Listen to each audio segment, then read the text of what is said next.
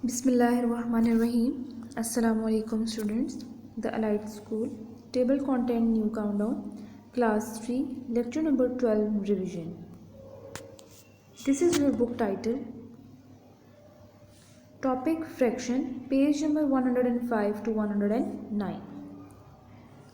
Fractions, अब fractions क्या है? अदर फ्रैक्शन की बात अब वो करें. अदर फ्रैक्शंस व्हेन शेप और collection are divided into two equal parts, each part is called a half और 1/2.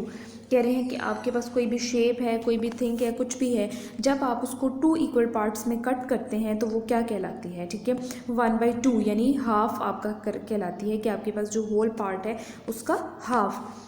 If shapes or collection are divided into 4 equal parts, each of these parts it called a quarter or 1/4. कि जो part आपके पास 4 में जब हम करते हैं तो वो आपके पास क्वार्टर कहलाता है, जिसको हम क्या कहते हैं?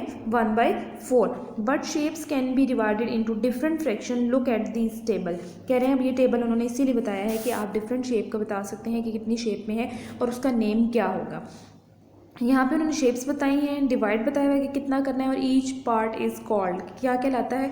We right. हम किस तरह इसको डिवाइड में लिखते हैं यानी फ्रैक्शन में. अब ये फर्स्ट है तो ये आपके पास होल है तो हम इसको क्या कहते हैं?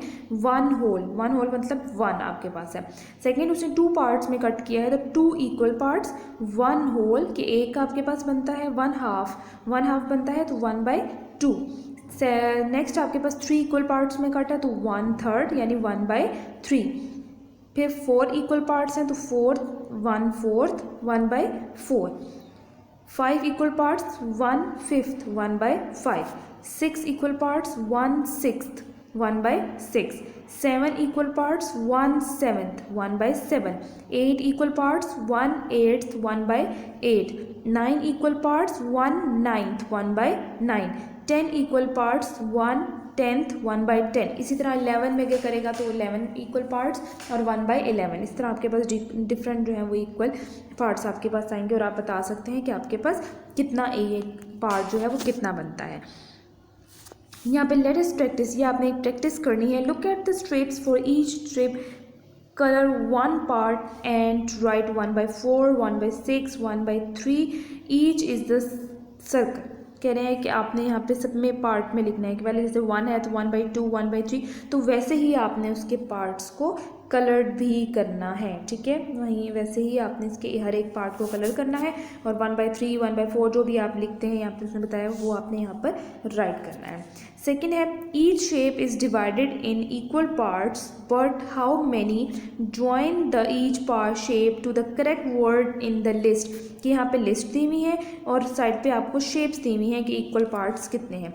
यहाँ पे आप काउंट करके लिखेंगे. फर्स्ट जो सर्कल वाली है वो 5th पार्ट है, ये आपके पास 3rd 10th half quarter and आपके पास 8th पार्ट है. तो ये इसने डिफरेंट बता दिया कि शेप्स का आपने बताना है कि कितने पार्ट्स में इक्वली उसको कट किया हुआ है.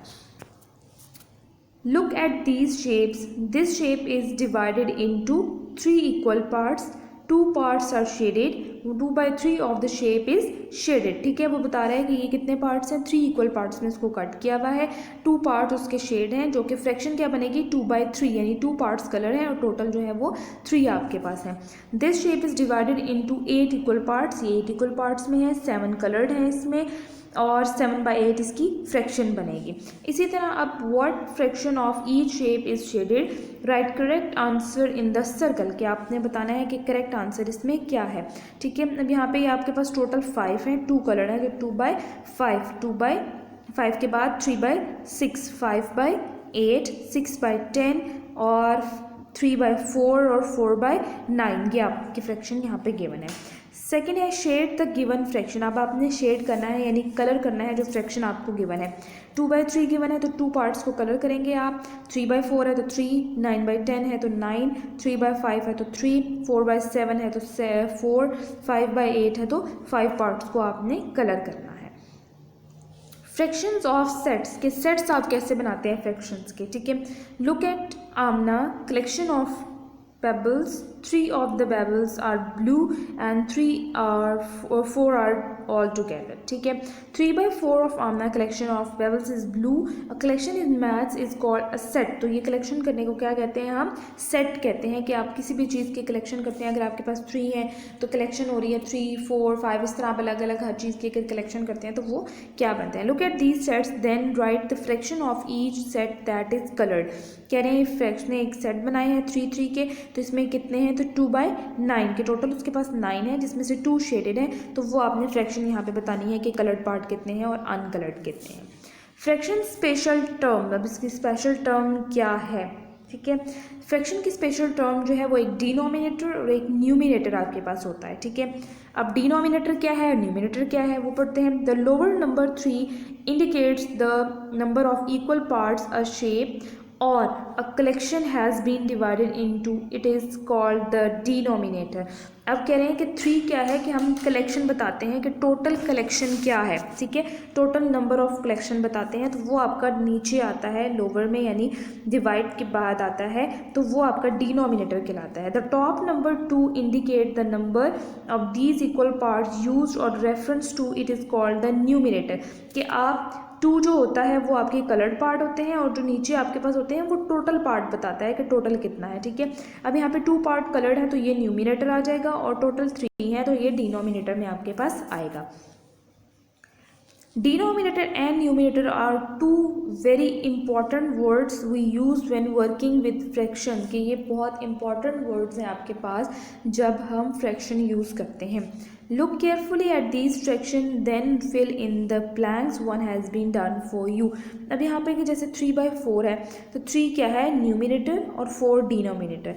न्यूमिनेटर और डिनोमिनेटर इसी तरह सारा आपको बताया हुआ है कि न्यूमिनेटर आपके पास जो है वो अपर नंबर होता है टॉप वाला, और जो नीचे वाला लोअर नंबर होता है उसको डिनोमिनेटर कहते हैं. ठीक है, यहाँ पे अब न्यूमिनेटर है 5 और डिनोमिनेटर 9, तो 5/9. Numerator 1, denominator 7, 1/7. Numerator 3 and denominator 8, 3/8. ये आपने यहाँ पर फ्रैक्शन बतानी है. होमवर्क है आपके पास प्रैक्टिस जो भी आपको फ्रैक्शन की करवाई है और आपने लर्न करना है. टेबल 5 एंड 6 का टेबल भी आपने लर्न करना है.